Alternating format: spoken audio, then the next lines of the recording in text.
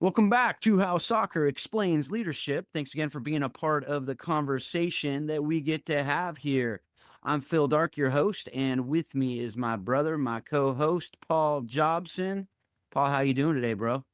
Good, man. Always enjoy getting on the pod and having conversations about the beautiful game and how we all can impact it and the people that are in it. And really just after I get off this call, my job today is to go take the hoses off the exterior pipes of the house, the Mhm. faucets, and wrap them. And we're going to bunker down. We're getting our annual, now becoming annual winter storm. Coming tonight. It's 55 degrees right now. We're talking about it's 55 degrees right now, and by like midnight, it's going to be freezing. It's just crazy It the is crazy. fluctuation of it. But other than that, man, things are great. Kids are in full effect. Soccer, basketball, we're running it right now. So things are good.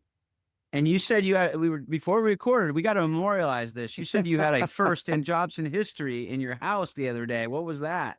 We had a first in Jobson history. My second son, who plays basketball, uh, actually was playing the position of center on the basketball team last There night. it I is. took a picture, sent it to my brother, and just said, "Hey, listen, the first Jobson in history to play the position of center on a basketball team." Those of you who don't know, we are not tall people, but I tell you what, he did a great job. You bang Awesome. down low if that's what you do. That's what they say. You bang down low. Yes, I like it. Did I like did a it. great job, so I was proud of him, and, that will forever go down as a first, for the I love Jobsons, it. so it was You good. just gotta use the body, which I'm sure he did well. I'm sure he Stay did low. well. Yep, that's right. Yeah, he's a soccer. He had He some he that's he really hip checked one guy one that was coming in, it was so funny. Anyway, won't get into it. I was like, that's "That was amazing. great." I Yep. love it. I love it. I love it. Well, y- you did a very creative Waco weather report there too. You didn't just go into it. You like came around the end runs. That was good. That was good. Yeah. We we don't normally do the report here, but it's been chilly for me here, and it's been 50, 55 degree highs, lows in the 30 high 30s, which is chilly, right? Until I get a text from my daughter's father-in-law, and he says it's 55 degree, negative 55 degree wind chill. I realized it was 100 degrees colder where my daughter lives, and I thought I can't complain. I still can complain, and I do complain because I'm old and I'm crotchety. So, but that's not what we're talking about today. Today we're getting into some.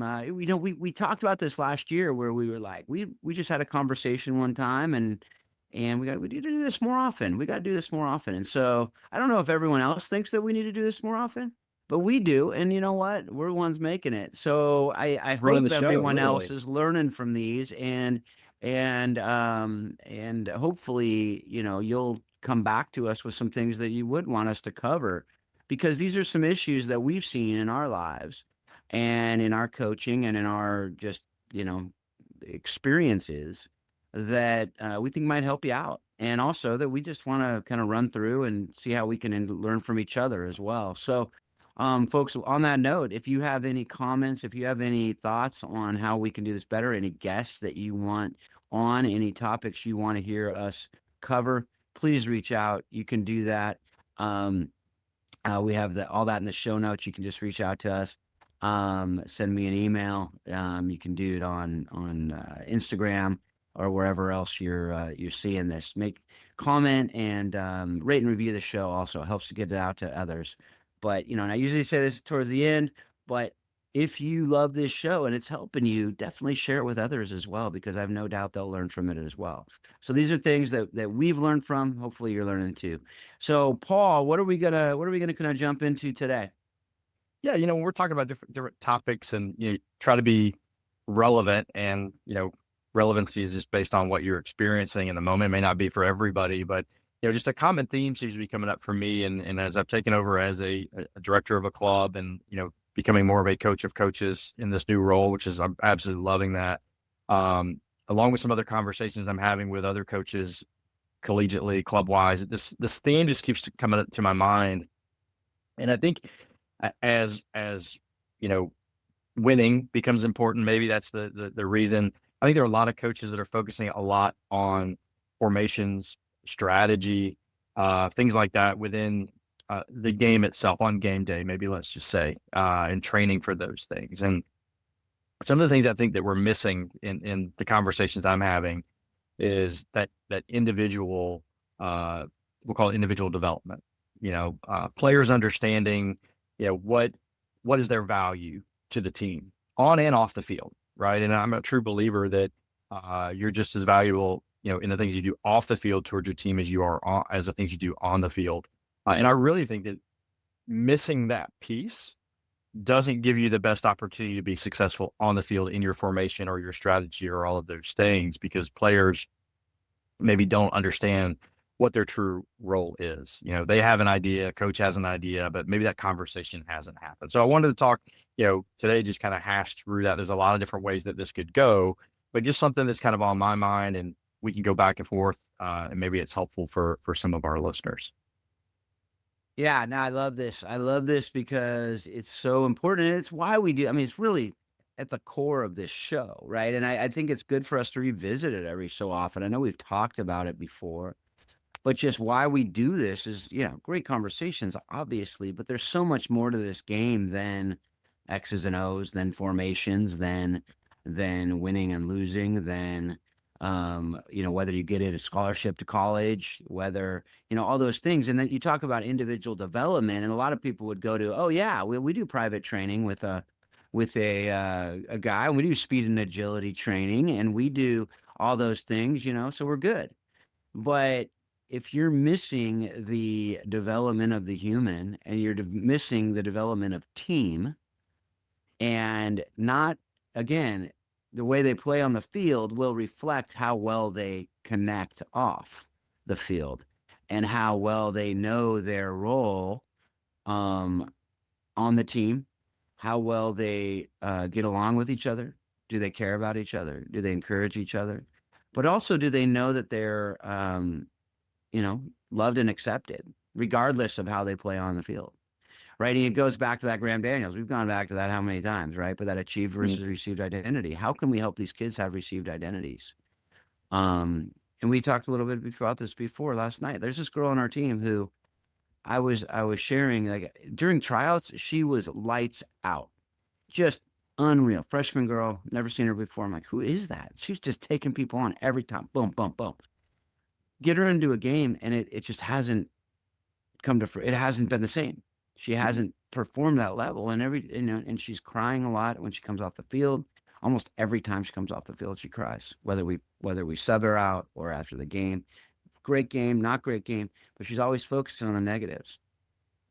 And last night, I just sat her down and I said, "Why are you crying?" And I didn't say it like that. That would have been bad. But I was like, "What's wrong? Like, Did you what's use wrong?" there's no crying in I soccer was like, back "Yeah." then? I was like, "Yeah, we're getting stronger. You're gonna be stronger." Yeah. No, I just said, what's going on? She goes, "My touch is just so bad. My touch is just so bad. I couldn't." She almost scored a goal in the game, just missed. Like, had some good things, and yeah, she had some bad first touches, but don't we all? But beyond that, it's like she focused on the negative, and she went there, and her worth was based on whether her touch was good. Mm. And anyway, that was just an example I thought of when you kind of brought this up. And there's more to that conversation, which I'll get to later. But I just want to kind of hear from you on what are you seeing? You're getting across the board, seeing different ages, different levels, different coaches, different things, and then also being, from your Baylor time too. Like, what are some of the kind of the big picture and also some specifics? Yeah. I think as a coach, one of I think the fun parts of being a coach, and probably a difficult part of being a coach, is that I think for your team to be successful, you have to understand every one of your players, what their strengths and weaknesses are. You need to be able to break that down on and off the field. The older the team, obviously, the more, I think, probably the more important, if you're collegiately, let's say teams that are kind of living together, right? A collegiate team or professional team where they're interacting as a culture, a higher culture, because they're living together. What their realities are off the field is really, really important, because they're interacting every day on and off the field. From a club level, a lot of these kids maybe don't go to the same schools. They don't interact unless they're on the field. But that may come into play if you're traveling to a tournament or whatever. What they're doing on and off what they're doing off the field can be important, or what their personalities are. But I think as coaches, getting to know those players and what their needs are. What are the things that motivate them? What do you say that motivates them? What are the things that you present that motivate them? And what are the things that you present that shut them down? Right? And you'd have two players, equal ability, say the exact same thing to them, the exact same words, same intonation, everything. And one kid is like, let's go. And one kid's like, I'm going back to the locker room. Right. So I think as a coach, it's important to understand how to communicate. And I think one of the reasons that becomes really important is because there may be a time where you've got a kid who's a starter for you, right? Uh, is having a meltdown of a day, right? And you give them time to kind of work through it. They're just not working through it for whatever it is, and you've got to pull them off, right? And that's the opportunity. I think when I get to that point as a coach, I'm like, okay, I've got to pull them off. When I see that in my brain, it goes, okay, that means I have to talk to them. I think some coaches are like, they've just got to get off and I've got to Yeah. continue coaching.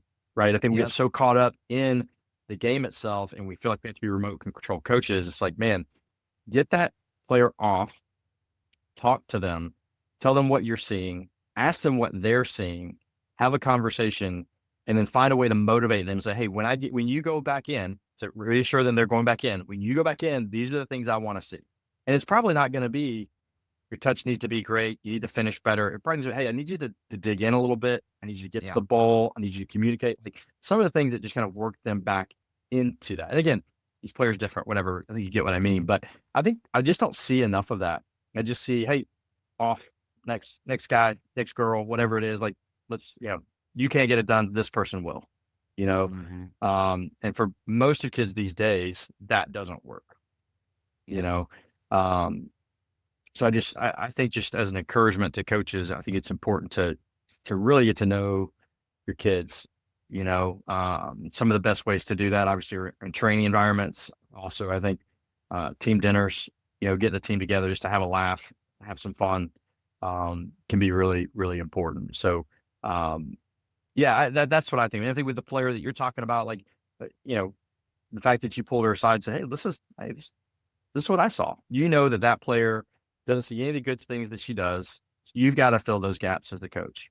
Right now, Yeah. we also Absolutely. know there's players on the other side. They don't see any of the bad stuff that they do. That's You know it. what I'm saying? Yes. Yeah. You got to fill Absolutely. that down with that Yep. player. So, Absolutely. Yeah, there's that delusion aspect where you gotta bring people down to reality. But, the team we have this year, it's like, you go back to DISC, right? We've talked about DISC a lot on this show, right? And you talk about motivations and motivators, and you talk about some players are, driven to the point where it's gotta be direct to the point, in their face, or they won't listen, they won't respect you. They might not listen even when you get in their face and are direct. That's really the only shot you got. Whereas the other kids, if you do that, you'll shut them down even more. And we have a team full of those where it's like if we, one game, the head coach, he's very direct and he was just railed into him at halftime about the negative. There was a goal that was scored and he just railed in on that. And, he knew better because we've talked about it. But he still did it because he's like, well, it's not wrong. It's not wrong. He's like, am I wrong? It's like, no, you're not wrong factually, but you're absolutely wrong emotionally. And they went in that we were down 1-0 at half, and they went in 2 goals, boom, boom, right out of halftime, down 3-0, and it's the game's over. And and it was a game that, we could have done better, but it's that motivator. And when he did it, I'm like, ugh, what was done was done. So I tried to kind of fix it a little bit, but it was done. And that you could just see there, like a balloon, all the air went out of the balloon. And then the next day, one of the leadership team members, good for her, because she's not one to confront. But we said something to her, them about, I forget exactly what it was. She says, "Well, coach, just so you know, yesterday at halftime, you focused on the one negative of, it wasn't the one negative, but he goes, you focused on the negative, and that doesn't work with us." And it was like, good for but her. A lot of those kids don't do that, right? But we need to know that as coaches. And the only way you're going to know that is because most coaches aren't wired that way, yeah, especially in today's game. Most coaches are wired in that direct mode or very task mode. mhm, And so they're going to focus more on task, which is why most of the stuff we don't focus on the individual development, right? Because they're focusing on tactics and they're focusing on how are we going to do this. And so a lot of it is learned behavior for coaches. And if you're not learning it, coaches, you're not going to be successful long term. You might have, teams that are good one year, but it's going to implode. It's like Jose Mourinho, right? He has 2, 3 years of success with the team, then it implodes. That's his pattern because it is just tactics. And even so, Mm. even at that pro level, you need to care about the people. You need to care about their development. You need to figure out what it is. And so to kind of further that story with that girl is, we'll see how it works today and moving forward this season. It literally happened last night. But after the game, so I had that first quick question on the field, and then as she was getting ready, she was just sulking and just head down, crying. And I just said, hey, you know, um, I got something to share with you. And she had her head down. I go, can you look at me? Can you look at me, please? And she had her head down and she kind of looked, glances, and I'm like, this is important. And so she looked, and I said, it was basically that received identity language without saying it in those words. But I said, you're a great player. You have a lot to offer. I said, but the one question I want to ask you is, did you do your best? And she looks and she's just like, yes, yes. And she was almost like defensive. I said, that's all you can do. You're asking yourself to do more than your best, and that's unfair to you. You can't. You can give what you have, and that's what you can give.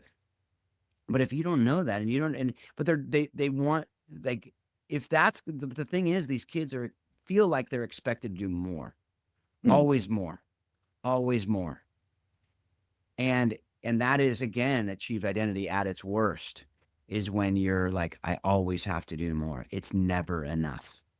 And I don't know if it's coaches that are saying that. I don't know if it's their fellow players. I don't know if it's just themselves. I think it's probably a combination of it all, maybe from parents. And that's the other thing. We don't know a lot in high school. We don't know a lot of the parents, so we don't know where it's coming from.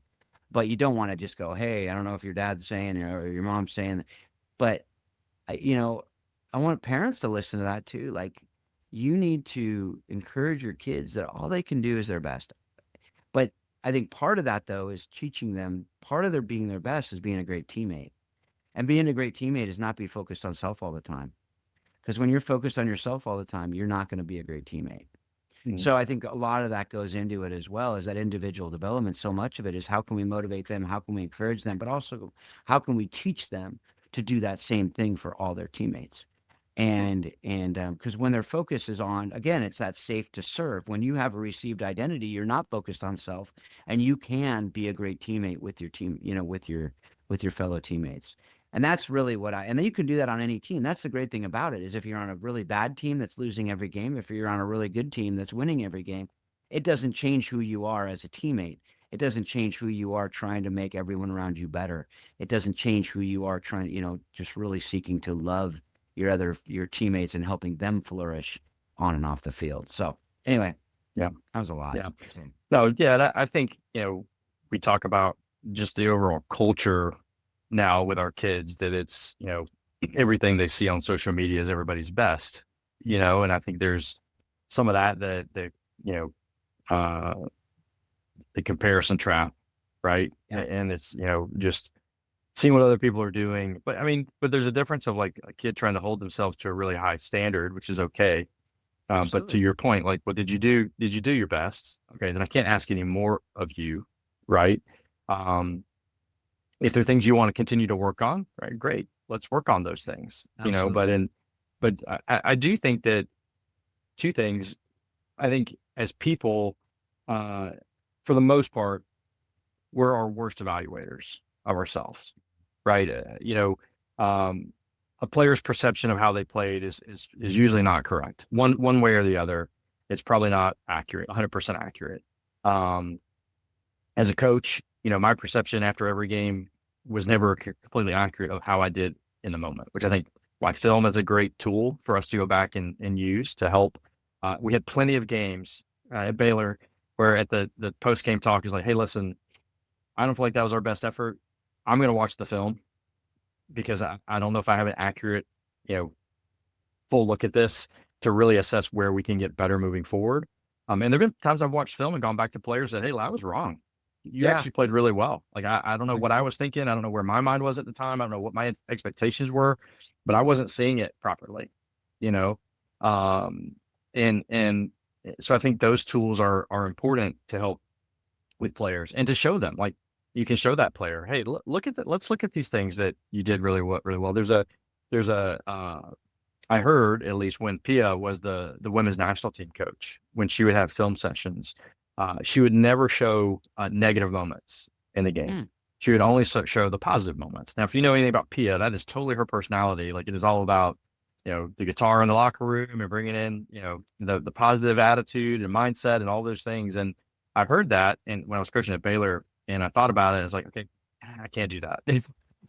I can't really just show the good stuff. We're developing. We got to show some things, but I do think there is something, like, if all you're showing is the bad, then you have the opposite effect of that. They're like, man, Yeah. we're awful. We must be Yeah. really, really a bad team. Now, even if your team is bad, like, there is moments where you have to show them doing something well, or you lose them. There's like Absolutely. the player that I had a coach recently, and I just noticed, like, I was like, hey, everything you're saying to that player is what they're doing wrong in the game. Even I'm like, by the time you say it, the movement's going on. It's really not effective. You're not helping them in the moment. Yeah. So, well, they just can't get out of their head. I said, well, you're in their head too. Yeah. So now they've got two people in their head, themselves and you, and neither one of you will get out. So there's no space for this kid to think. I said, so Mm. you're going to say nothing to that kid until they do something well, even if it's the littlest thing. Nice first touch, good pass, nice run, good hustle. And you're not going to say anything until you find one good thing to say to that kid, and then say it loud so everybody hears it, Yeah. Yeah. you Yeah. know? Uh, in that moment where, after the frustration of the coach, right? Like, when it happens, it's somewhat magical because you almost see the kid be like, what? Like, Yeah. where did that Yeah. come from? But we've got to take that as coaches. I'm not big at yelling at the players during the game. You yell at the referees, that's a different story. But no fun. Yeah. Sorry, that's probably not good either. But I'm not going to yell at my players. And unless they need some real encouragement, like, like, we've got to get out of this funk and Mm. or pull them off, have a conversation, motivate them, challenge them, whatever their personality needs at the moment, because they're not evaluating themselves the same way that you are. And I think, to be able to do that properly, and again, not that coach that I'm referring to, they don't then all of a sudden have this instant credibility with that kid. They've just had a moment. But how do you build credibility like that so that the words that you say from the sideline really matter, are the things that you're doing off the field, whether it's in a training session or, a one-on-one with their parents or whatever that may be. Um, you gotta buy some street cred with these players now. Um, you know, and I think that there's buy-in. There's buy-in. Yeah. And I think that's a challenge now at the college level, when you've got kids leaving every year, to Mm. really establish those relationships to get the most out of players. It's really becomes difficult. But at the club side, at the youth side, when you've got the opportunity to be with kids for a really long time, you've got a great opportunity there to make a massive impact on them if done the right way. Not only from a soccer perspective, but just as as a human being. How do they grow up to be great leaders and people in our communities when they get older? So it's a big responsibility, but I just think back, we've talked about this before. You think back to when we were kids, and, you know, some of the greatest people that made an impact on me were my coaches. You know, Thankfully one was my dad, but I had other coaches that, can still think of, that were just massive impacts in my life. And no, it's not soccer. Yeah. I can't think of one thing those folks Totally. really taught me about soccer. The game taught me soccer. They just gave me the opportunity to do it, and encouraged me and pushed me and motivated me in ways that, made me stand out. And any fault that I had in not making it to maybe my maximum potential, that was on me, at the end of the day. So anyway, I just think that, you can riff off that, whatever, but I just think that encouragement to those coaches of, like, man, it's just not about, like, Saturday or Sunday on the sideline. That's really a really fun time, but the most fun is when you see your kids maximizing potential and seeing their growth from week to week, and Yeah. look back at the end of the season and go, man, look how far they've come.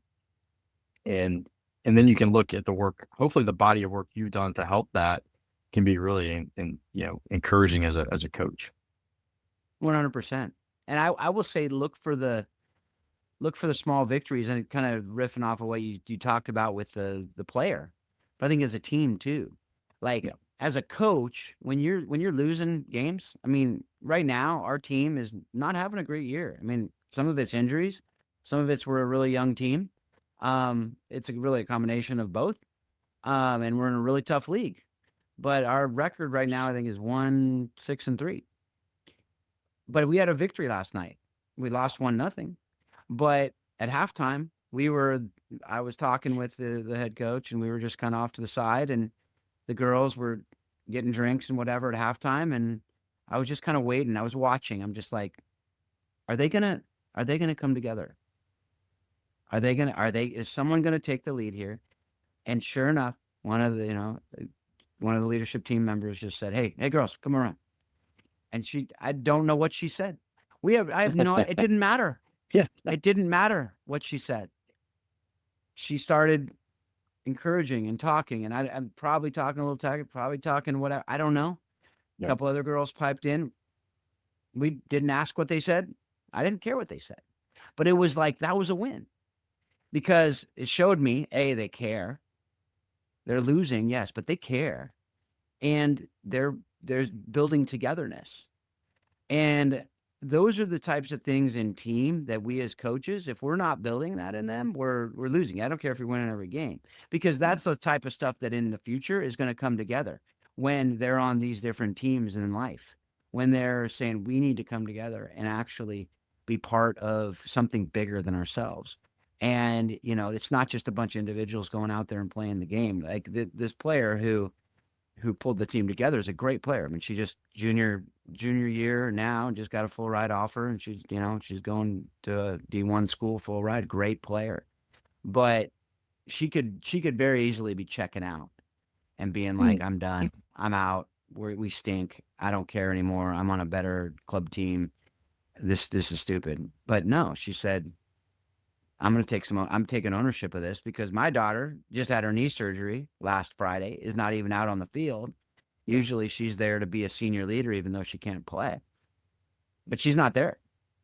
Yeah. And so who's stepping up? Right. And so those are the types of things that I will say, coaches, like, look for the big wins. Yes, of course. And celebrate those, but also celebrate the small victories. Don't despise small beginnings. Don't despise small victories.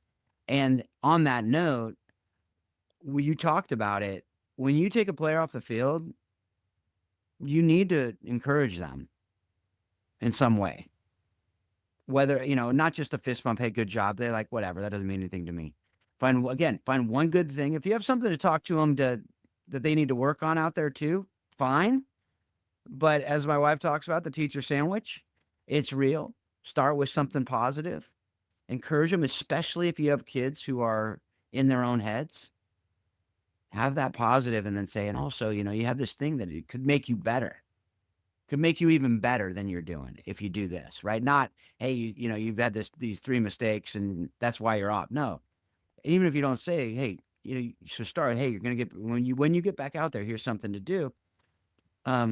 Yes, but start with, hey, man, great job on that. When you made that run, that was an amazing run. Like, it didn't get to you, but I saw you made that run, and you got to keep doing that. And next time you get out there, there's this other thing that whatever. Don't say first touch stinks, because that's not something they're gonna be able to fix when they get back out there.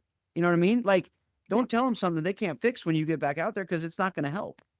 Mhm. So anyway, those are things that I think every single player in the world can work on their first touch.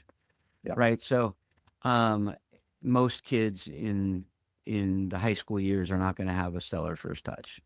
The ones who do are probably getting a full ride somewhere, and whatever. Yeah. Anyway, Yeah. that's just kind of what, and I Yeah. don't think, yeah. Before we move past that, you said something that struck a chord with me that, that I don't want to pass over, because you said it and I agree with it. I think sometimes as coaches, the easy way out is just to say, hey, good job. Mm-hmm. Sometimes we say good job. Like, I remember at Baylor, we had a season, not a particular season, but a season of time where we would challenge each other. Like, Was that really good? Like when you just say good Yeah, job, like to the players even, like, hey, like you're yelling good job. Was that really good? Or you like I know you're being encouraging, but like are we encouraging bad behavior? Are we encouraging the wrong things? Like, and as a coach, it can be a cop out. Kids coming off, hey, good job. Like and the kid's like, why'd you pull me off? yeah, So if it is good job, kind of what you just said, if it's a good job, say, hey, that was a nice, great job, great run, man. That last run, hey, I want to give you a great whatever it is, but like, hey, yeah, but I yeah, want to talk to you about some other things in just a second. Get some water, cool off. yeah, Um, but I think the good job, like, don't let that be a cop out. I'm like, yeah, I tell my players when they come off, they do a good job. I'm like, so every time your players come off, they've done a good yeah, job. right, right. Okay, let's talk about your substitution patterns. Yeah, You know, yeah, yeah. uh, but I think it seems silly, but I think all of us as coaches, including myself, like so guilty of like good job, Oh, yeah, of course. so guilty when It's they just like easy. what It's was that? easy. Yeah. So really again, evaluate, have an assessment. I was fortunate, some of the folks who listen are club coaches, they're singular coaches, they don't have assistants, and that can be a difficult job. If you're fortunate enough to have an assistant or multiple assistants, like we had plenty of games where I'd pull a kid off and like I'm like, Chuck, man, you got to talk to her. Yeah, You know, yeah, I, yeah, yeah. I can't, or even if it was a defender and he handles the defenders, I'm like, hey, we're talking about this on the sidelines. We've got to get this. We've got to fix this. You've got to talk to her. And using your assistants. I listened to something today or yesterday, and somebody was talking about a former player, and he remembered when he was like 16, he was part of an EPL team like culture, and he just referred to the three coaches that they had. The manager was like hard lining, like you know, no forgiveness, just bully of a person. That like that's how he got the best out of people. But he built his staff to like complement that, and he went through. You got the buster of a guy who was in charge, and then you had the guy that was about kind of the technical piece Mhm, of the game, and then you had the guy that was really compassionate, the guy that was like knew his stuff. He was a smart soccer coach, but he mhm. came in behind and said, "Hey, he's right about what he's saying, but let's think about could really massage that." So I Yeah, think as a coach, figuring out like which of the three of those are you, or which pieces of that you mhm. got all of it in you, but which of that is the strongest personality trait of yours as a coach? And how do you, if you're by yourself, how do you recognize when you're being one of those three, and when do you come back and make up for that? If you have a staff, can you build a staff of not like, I don't need three Pauls. I really don't. We'd be Yep, awful. Um, yeah. I think something to think about if you're by yourself as a coach, can you evaluate yourself enough to go, okay, I was really hard on that kid in that moment. I got to go back and soften that. Or, man, I was too nice and too soft on that kid. I've got to push them a little bit harder in some of these other moments. And I think for a coach, I think still striving to be that myself now, doing club stuff where pretty much by myself with teams. Like, man, what was I in that moment, and what do they need next? What do they need next? Kind of like we tell our players, like, what's make a mistake? What's the next thing? Right. As a coach, okay, that I did that way. What's the next move with this player that I need to make from a emotional or personal standpoint? Yeah, that's so good, so good. And I want to um, kind of wrap it up, Yeah. um, but I don't want to wrap it up without touching on parents too, because there's a lot of parents who listen to this, Yeah. and for coaches to be able to coach parents as well. If you're a coach listening, um, it's similar stuff, if not the same. And as a parent, you can give life to your kids, or you can suck it out of them. Yeah. Um, and and I think in sports, it's a huge area, because if they're playing sports at a high level, chances are, either you played at a high level and they have kind of a, a sense of expectation that whether you say it or not, it's there. Um, or you didn't play at a high level and you're really excited about them playing at a high level, and you're showing that excitement to them, so that also has an unintentional drive to them. So whether you pressure them intentionally or unintentionally, they're probably feeling some sort of pressure from you. And I talk to my kids all the time, and I'm like trying to, hey, yeah, I hope you guys never feel like a pressure that you have to play this game. It's Mm-hmm. got to be a get to. Like, I know your mom and I both played at high levels, but like you don't have to, and that's okay. And one of our kids didn't play at all, and she knows we love her, and it has nothing to do with, and so, yet I feel like I continue almost like overly saying, especially since I coach, I'm Yeah. doing it, and I'm like, hey, you don't have to play. I love watching you play, and I hope that you keep playing just because I love it. But if you don't love it, you can't, be doing it just for me, and so, but also like, going back to that good job thing too. I talked to my son about it, probably when he was 15 or so, and I said, hey, when I say good job to you after a game without more, does that mean anything to you? He's like, not really. Not really. You know, and I was like, so what do you need? He goes, I need specifics. Like, because in my head, I don't think I did a good job.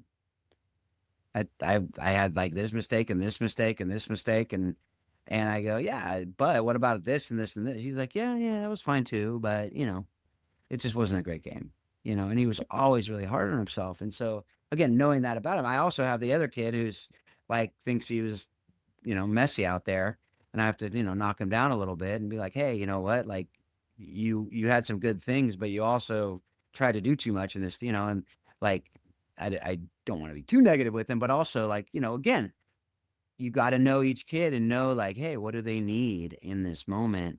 But to study them, and to also know that your job is not to be their coach.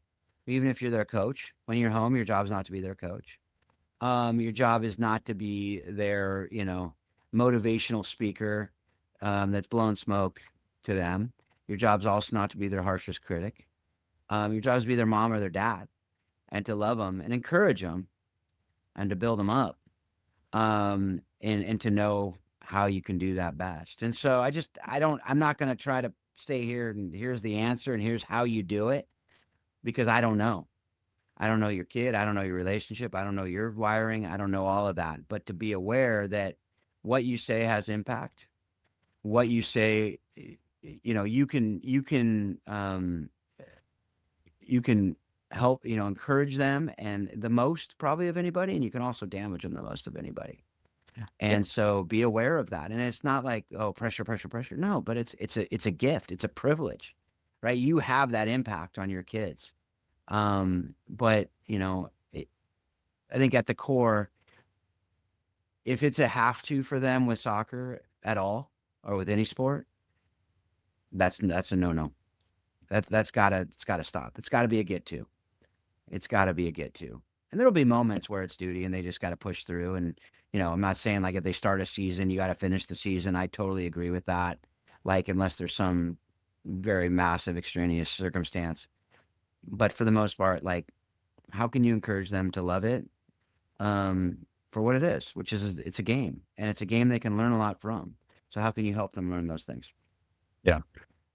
That's great. I'm totally on board with that. A couple things to add that I would say is, there are there are some academies in Europe, and that when kids train, parents aren't allowed near the field. If they're allowed in the stadium, if they're training in a stadium, they may be allowed at a higher level where there's no communication really allowed with the players during a training session. We're getting to a point, we've heard of the, parents need, blow pops on game day because they're not allowed to talk. We're getting to a point where it's gotten so overbearing from the parents that we're making adjustments as a culture to keep parents from, engaging their kids. And there's a couple of reasons for that. And I think there's some important things to touch on. Whether you like it or not as a parent, and whether coaches like it or not, you're part of the team. Yeah, You have a absolutely. massive impact on the team, because you have a unique relationship with a player on the team, and your influence matters greatly, Hmm. and it is highly impactful. Now, let's talk about your role in the team. Okay, what is your role as a parent? If you're a coach, like we are, your role isn't any different. Your impact can be a little bit different, though, right? You know the game. When I talk to my kids after a game, and I would say, "Hey, great job. I thought you played hard. I thought you played well. What did your coach think? What did your coach say to you?" because I want to support what the coaches are saying. Mm, Because again, mhm, the mhm. coaches from a soccer standpoint are the experts. They're with them every training session. They're with them at every game. They're having conversations, hopefully, with your kid that you're not having from a soccer Yeah. perspective. They Yep. know the dynamics within the team themselves. So for you to come in and say, give advice on certain things, one, is that what the team's trying to accomplish with your player? Again, back to the coach, also communicating, do your players know their value? Do they know what they're supposed to be doing on and off the field? Okay, then that gets communicated to the parents. That helps this as well, coaches. And parents, if you don't know, it's okay to ask, hey, does my kid know their role? And again, based on age, I'll always say, encourage your player to talk to coaches first, right? Start building that even at a young age. Hey, Yep. ask your Yep. coach, talk to your coach, ask your coach. But I think as a parent, kind of know your role. Okay. Uh, do you trust your coach as the soccer expert? Okay. Most parents are not soccer people. Maybe they played a little bit, but their profession is not soccer. Most of your kids are playing for coaches that are professional coaches. They're getting paid to coach. Yep. Do you trust them with that expertise? If you Yeah. do, then let them do their job. Okay, let them Mhm. do their job. If you don't, then you need to have a conversation, right? You don't That's right. trust them. Trust is a big thing for me. Yep. But I Yep. would just start with that. Like, do I trust my coach? Okay. I mean, we do that with our own kids, like, because I have opinions. I'm a soccer coach. I'm a professional soccer coach. I Yeah. have Yeah. opinions. 100%. And I have to, and I'm a director. I'm a coach, I'm a director, and I'm a parent. And I have to be very careful which pair of pants I have on that day when I'm talking to these coaches. And I handle it differently. Hey, I'm coming to you as a parent. Hey, I'm coming to you as your director. I'm coming to you as another coach. Um, but parents, I would just really challenge you to say, hey, I understand you're a part of the team. Your role is to support your child and give them the best opportunity to be successful in the field. The other thing that I would say to parents is, what are the values you're trying to instill in your home into your children? Okay. Is the value on soccer ability? Probably not. If you really break it down, that's not the value. What is the value you want on your child in your home? If soccer was gone, sports were gone, what would be the most important things that you want that child to accomplish in life? Okay. Then those are the things that you need to encourage when they step into practice, when they step onto the pitch, when you release them to their team. Hey, my kid gets out of the car to play basketball, soccer. That's what I say to my kids. I don't know if I'm right or wrong, but I'm not saying, and very much want to say, hey, I need you to, finish better. Hey, you got to make free throws today. You got to make free throws. You're on the line. You're 0 for 6 the other day. You got to make free throws. If I say that, all he's thinking about is free throws, and he's going to go 0 for 9, right? But it's, hey, in our house, you're going to work hard no matter what you're doing. Win or loss, you're going to work hard. We're going to instill that. So that's important in my household. What are the things that are important in your household, and how can they use the soccer field, the basketball court, the athletic arena? How can they use that to grow the things that you want to be important? Okay, they get back from practice. Hey, last night basketball game. My kid's playing center because they don't have some players there. I'm like, hey man, I felt like you gave your all tonight. Did you feel like you gave everything you had tonight? Yeah, man, I think you guys got the best result you could have. Now you lost, but man, you guys gave it all tonight. That's important to me. So we're going to Yeah. encourage that. So I would encourage parents to say, hey, sport is awesome. I love to win. My wife and I are some of the biggest competitors you're ever going to meet. And we have to hold our tongue a lot. But at the end of the day, if they get the message of work hard, when sport is over, they're going to work hard. For us, our faith obviously is very important. Phil, obviously you as well. Yeah. Of Like, course. what are we instilling in that? Did you show the love of Christ today on the field? I saw a moment where you did. I saw a moment where you didn't. Mhm. So Mhm. we're Mhm. not as good at that part of it as I'd like to be, but that is something like, hey, what's important in your household as a family? Yeah. That's Encourage so that. If important. you want to feel part of the team, that's what you can impact and your coach will probably appreciate that. So anyway, soapbox for me, That's so because good. I see it, like, I falter at it as a parent numerous times. As a coach, I thoroughly appreciate it when parents get it. And I think that could be I'm glad you brought up the parent piece because it's so important.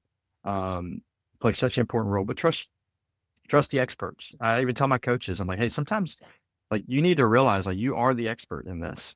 You're the paid professional, right? When you go to the doctor's office and they're the paid professional, you listen to what they say, right? And you're not giving them, what you read on the internet. as telling them what to do. So I think coaches need that same respect as the professional from our parents and encouragement as well. So Yeah. soapbox, stepping off. I love it. No, I'm glad you went through all that. That was so good. And, and I just think of it with my son. He's on, a few different teams, high school team, club team. He's playing on a couple different club, like different levels. He's playing up on one team and another team. And he has the teams that he loves playing on and the teams that he's not thrilled playing on. Hmm. And he just got moved up to JV from Frost off and he's like, I don't know the guys on the team. And I said, here's the thing. Like, and I know like some teams you'll know the players better and you'll have more friends, whatever. But at the end of the day, you should be the same exact person and player on every team you play on. And that's someone who's going and loving his teammates, trying to make everyone around him better, and giving your best in every time you get on that field. Like that's what you can do. I don't care where you're playing. I don't care if you're playing on a field in Honduras with a bunch of kids you've never met, or if you're playing in Old Trafford for Manchester United someday. You should play the exact same way, playing hard, being a great teammate, loving your teammates more, serving them to help them be better. And if you're doing that, like you're winning. And you talk about the values, like those are our values that we, at the end of the day, whether he has soccer or not, I want him to be someone who makes everyone around him better, who loves well, like you're saying, sharing the love of Christ, modeling. Like, I mean, that's what Christ did. He helped everyone around him be better, helped everyone flourish. And, obviously we have our beliefs on what that is and so on and so forth. But like, how can he encourage? Because otherwise he's going to be so self-focused. And if he's not winning, it's going to be bad. If he's not playing super great, it's going to be bad. It's whatever. But this way, even if you're not playing super great, you can make other people around you better. Yeah. And so what does that look like? So anyway, you got a last word you want to finish up with?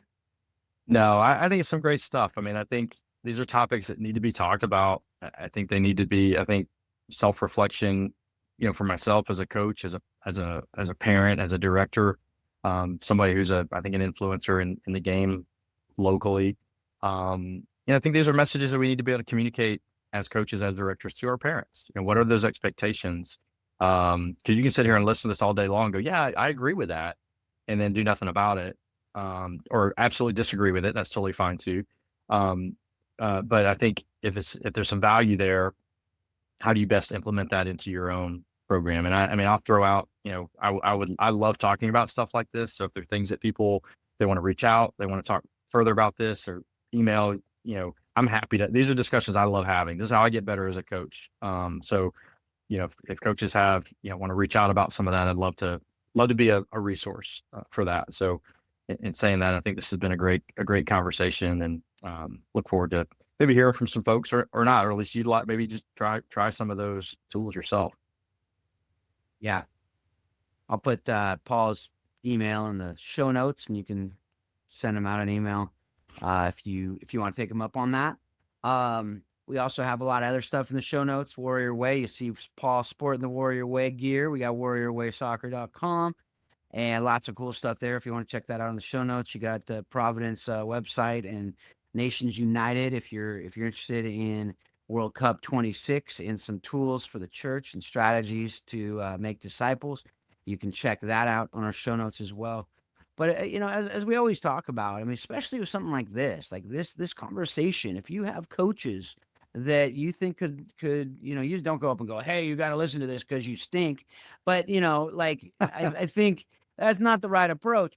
But like to be, hey, I listened to this podcast, and then you know what? I learned a lot on this. I know I learned stuff from Paul today, like that I want to share with different people, and so to be able to share this with coaches, with other parents, with directors of clubs, different people, like these are the types of conversations why we want to have them. We want to help you. We want to help others. So with that, definitely check out the show notes if you have any, if you want to check out what, the different things we referenced on this podcast. Check out the other episodes we've had recently too, and throughout the podcast. There's so many conversations like this. If you're new to the podcast, um, definitely check those out. But as always, we hope that you're taking what you're learning from this show and you're using it to be a better parent, a better coach, a better leader, a better spouse, better at everything that you're doing, better player if you're a player on the team. And you're better in everything that you do because of this show. And you're continually reminding yourself that soccer does explain life and leadership. Thanks a lot. Have a great couple weeks.